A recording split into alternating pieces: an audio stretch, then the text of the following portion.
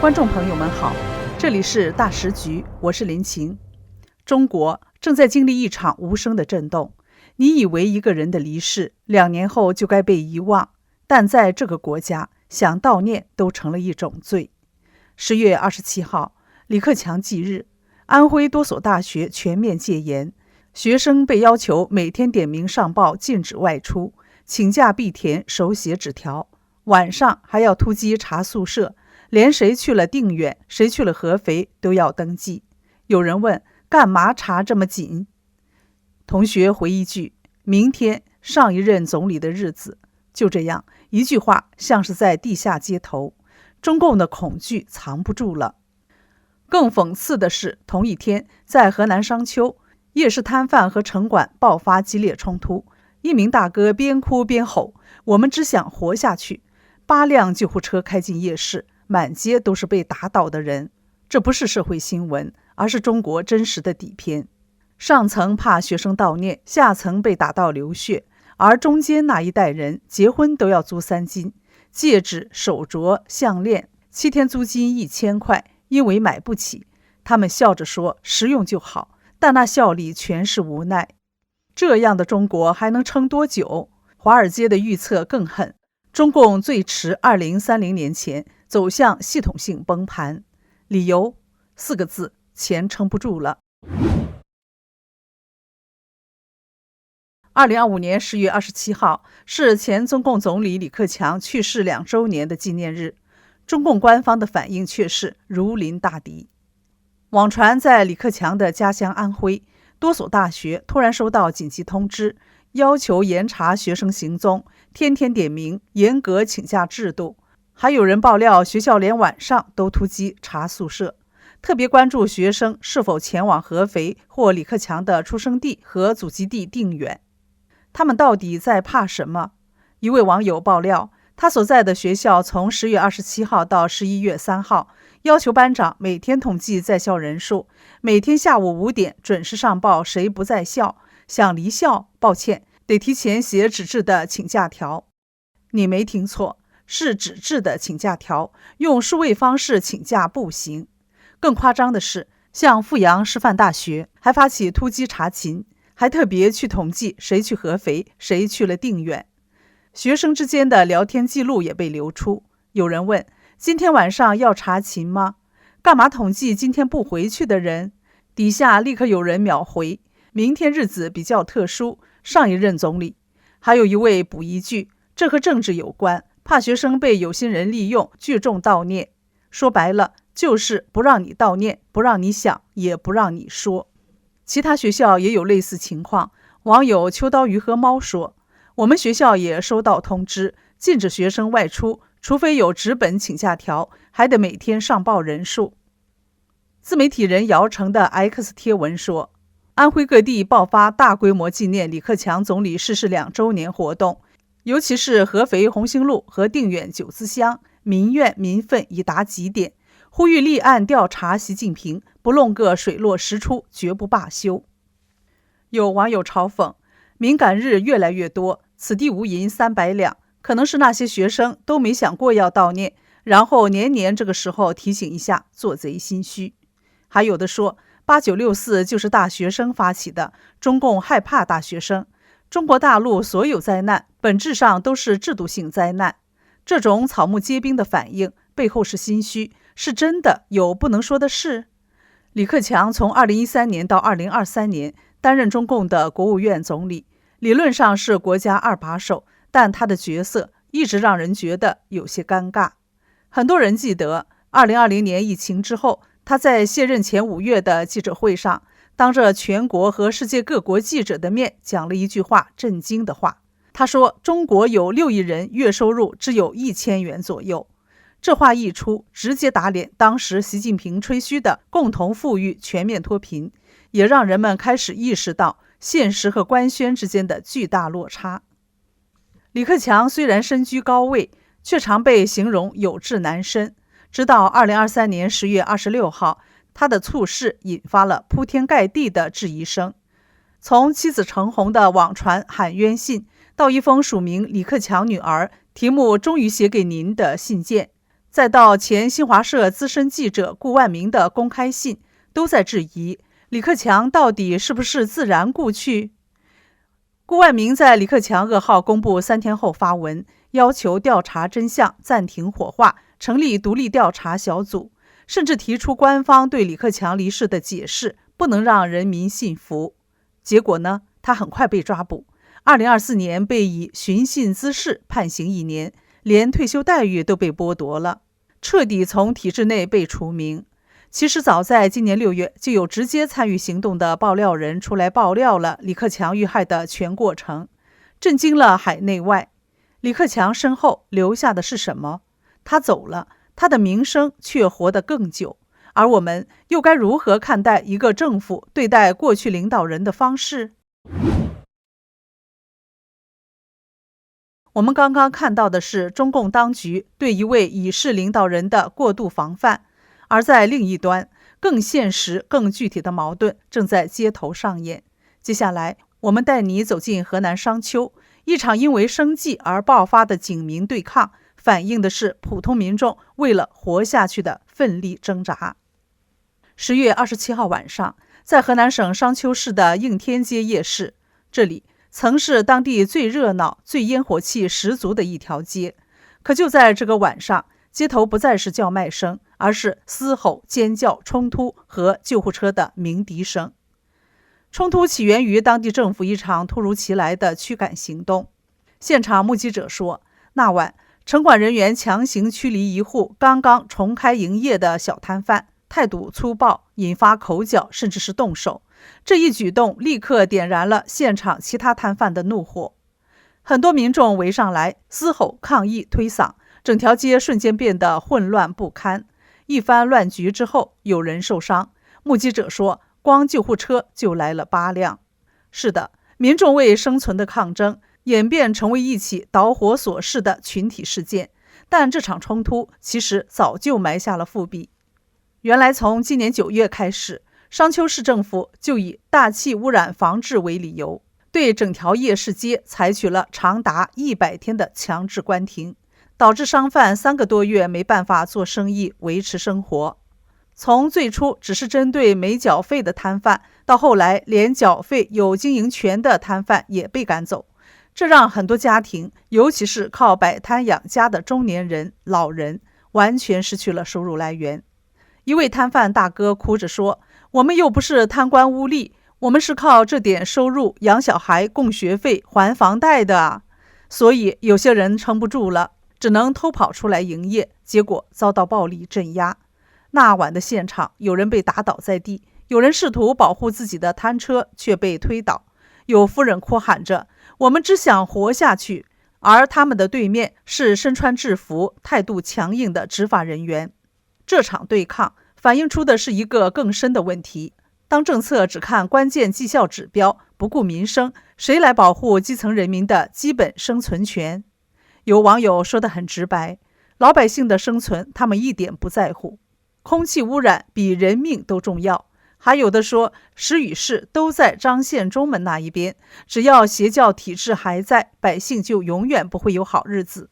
在表面繁华城市的背后，有多少摊贩为了活下去，凌晨出来摆摊，夜里12点才收工，还要承受城管的暴力对待？这个事件难道不是整个体制下底层民众无数次抗争无声的小爆炸之一吗？当社会的根基动摇，底层人民走上街头，另一群人选择改变生活方式。在经济崩盘的生存压力下，年轻人还能谈婚论嫁吗？他们的答案或许出乎你意料。接下来，我们来看一个让传统婚恋观崩溃的新趋势——租3金，正在成为中国年轻人婚礼的新常态。没错，结婚时男方要送女方的黄金项链、戒指、手镯，这些象征聘礼的3金，如今竟然也可以租来用了。在中国，这可不只是个噱头，而是一股悄悄兴起的新潮流，因为经济真的太不景气了。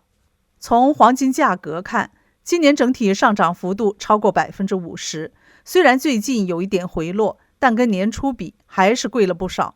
有分析说，即使金价跌到$3500，还是比年初高出30%。面对这样的价格，年轻人想结个婚，搞个体面点的仪式，都得精打细算。于是租3金应运而生，变成了一个实用的新选择。成都一位新娘陈女士分享了自己的亲身经历，她婚礼当天戴的那套金光闪闪的重工黄金首饰，看起来贵气逼人，分量十足，其实是租来的。整整50克黄金首饰，租7天花了不到1000块人民币，如果真的买下来，那得6万多。新娘笑着说，婚礼后根本不会戴，压箱底太浪费了，不如租一下，拍照好看，长辈也满意，我自己也轻松。说实话，真的很会过日子。社交平台上，租3金的讨论热度也是居高不下，评论区清一色的认同，有的说实用主义才是王道，有的说这届年轻人太聪明了，面子有了，口袋还有钱，完美。而且你知道吗？现在还有专门平台推出各种套餐，3金、5金，婚嫁黄金自由，口号一个比一个敢讲，像什么100元搞定婚礼面子工程，点进去看，还真的有人下单，而且还要抢。租赁平台数据显示，今年5月，全国黄金租赁订单量同比暴增210%，热门款式常常凌晨一上线就被一扫而空。连杭州一个珠宝租赁负责人都说，进入10月婚礼旺季以来，90后、00后的新人们成了主力军，占了超过80%。以前觉得结婚就要拥有，要有房、有车、有3金、有排场才叫有诚意，但现在年轻人不这么看了，他们更重视实用性、性价比、经济压力下的理性选择。这种消费观，有人叫它理性新务实主义，不为了做给别人看而倾家荡产，而是把钱用在真正重要的地方，像是旅行、教育、共同生活的品质。租3金既满足了长辈要的仪式感，又让自己不被经济压力压垮，更成了应对糟糕经济压力的一种生存策略。其实租3金透露了整个年轻世代对未来的不安。那么中国的未来究竟在哪里？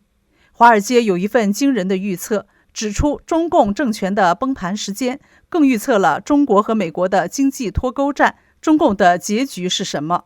一位来自华尔街、曾任职全球最大对冲基金桥水基金的投资人，最近释出了一份数万字的报告，里面有一句结论，十分震撼：共产中国打不赢这场与美国的经济脱钩战。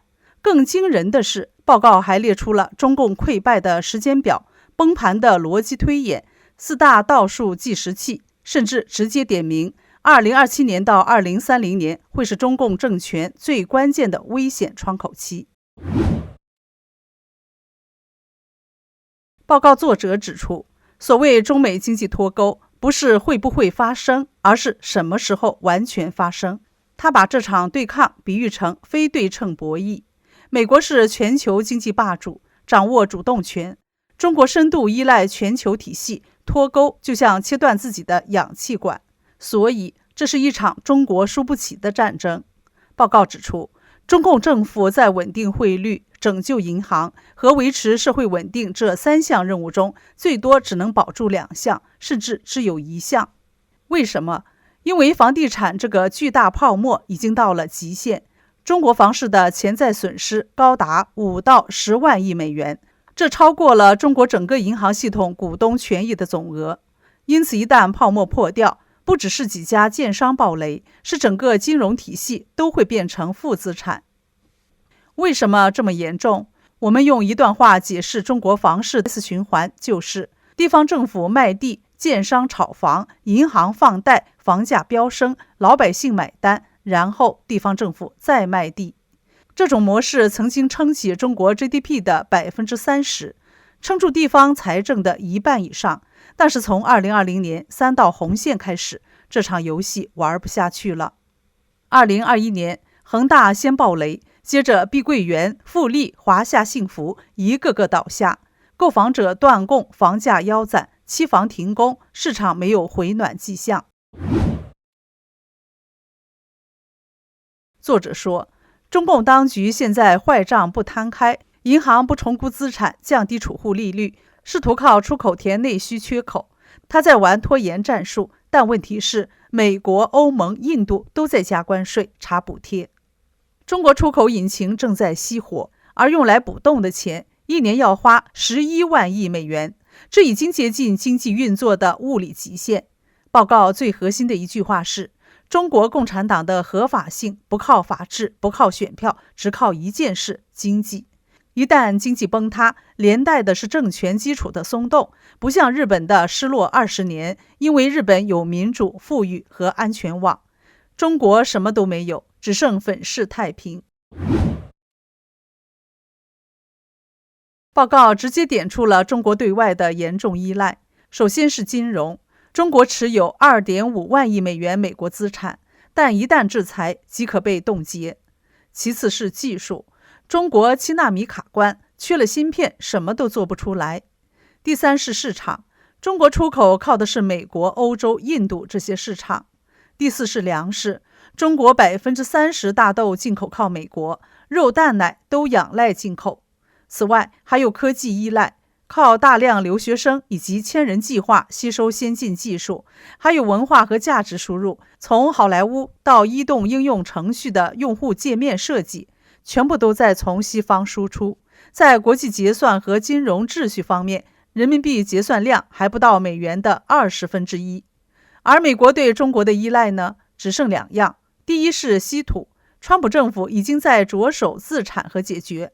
第二是低端制造，预计可以在5到10年内彻底离开中国。华尔街的报告说，中共当局从2009年封锁谷歌、脸书开始，倒推华为 5G， 启动中国制造2025，再到现在的所谓平行宇宙，有鸿蒙系统、微信支付、阿里云、抖音、微博、拼多多，看起来一切自成体系，没有美国也能活。但是这都只是外壳完整而已，核心技术全被卡脖子，没有极紫外光光刻机，无法制造高端晶片，企业级系统仍在依靠 Windows， 金融体系国际结算量少得可怜。美国只要抑制紧急经济权力法，就能冻结中国2.5万亿资产，像对俄罗斯、伊朗、委内瑞拉那样。报告说，北京虽可以反制美国企业资产，但资金可以跑，结果就会是美国能够吸收冲击，中国却会出现资金外逃和社会动荡。